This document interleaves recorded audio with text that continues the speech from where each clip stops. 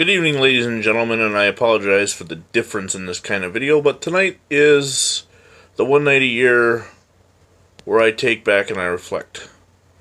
It's December 20th, and every year on this day, I think about my mom. And here she is on February 18th, 1978, her wedding day. This is a little over a year before I was born. And on December 20th, 1996, it was a day that I'll never be able to forget.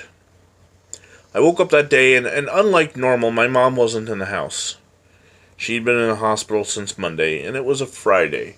She was having her gallbladder removed, a procedure that is done a million times a day all over the world. So I didn't think much of it. I was excited for her to finally be pain-free and to come home for Christmas. I was a senior in high school. I got up, got in my car, drove to school, and went through my day.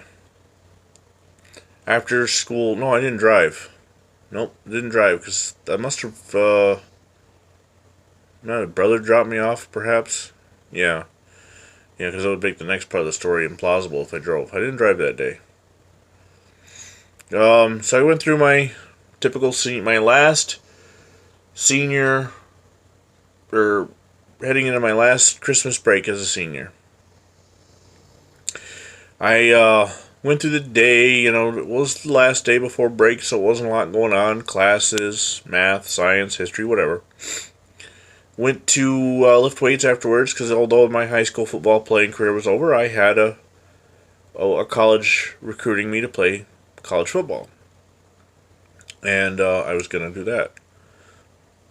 So I went, lifted weights, and then met up with my ride that night to come home, because we lived 14 miles away from the school. So that was my normal routine was just get in the car with them and then go home. Well, for some reason I said, you know what? Drop me off at the hospital. I'm going to see my mother. She's had surgery. This is before cell phones and all. That's 1996, So I didn't have any updates, didn't have texts or tweets or any of that stuff. So they dropped me off, and I went and I saw my mom, and she was her typical cantankerous self. She was uncomfortable from the surgery, but she was full of life. My brother and my father were there, and we decided that, she needed a rest, so we said goodbye and we went home. We didn't have a car. Yeah, that's right, we didn't have a car at that point. That's why I didn't drive myself to school. We didn't have a car. I must have rode the bus that morning. So we took a cab home. It's so funny how your memory can forget little details until you get to certain parts of the memory. So we got home, the three of us, and we had dinner or whatever, and my brother and I both had to get up early to go to work at Burger King, and it was winter time, so we'd be hitchhiking. So we know we'd be getting up around 5 in the morning or so to get there for 8, just in case traffic was bad. So went to bed, probably about 9 p.m. on a Friday. A 17-year-old going to bed at 9 p.m. on a Friday. Very unusual. Went to sleep. Sound sleep. Next thing I know, I was woken up shortly before midnight or after by my father turning the lights on in the bedroom. And I immediately knew something was wrong because my best friend Wade was standing behind him. And last I'd seen Wade was at school. Well, my father, when he got the phone call from the hospital, needed a ride. So he called Wade's grandfather, Joe, and Mr. Keith took Wade with him and came and got my dad and took him to the hospital for the bad news.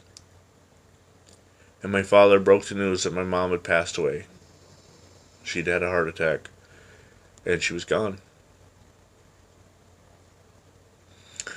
And I just sat there and I screamed, "No!" It was a lot louder than that, but I could not fathom it. And I got up, and the next it's a bit blurry, but I got up and I went past my dad, who also had to comfort my brother and my buddy, and there was Wade's grandfather, Joe, this mountain of a man with his arms out.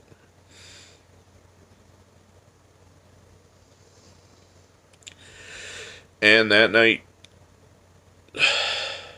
I went to him. And I could see my grandmother in her room crying. Her youngest was gone. So,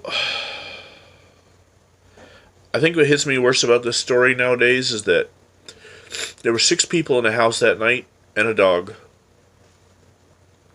And my brother, myself, and Wade are the only ones left. 23 years later, my father's gone, Wade's grandfather's gone, my grandmother's gone, and our dog is gone too. But on this night, 23 years, I think of my mother, Ursula Ann Williams Vincent. January 17th, 1953 to December 20th, 1996. Also known as Sky.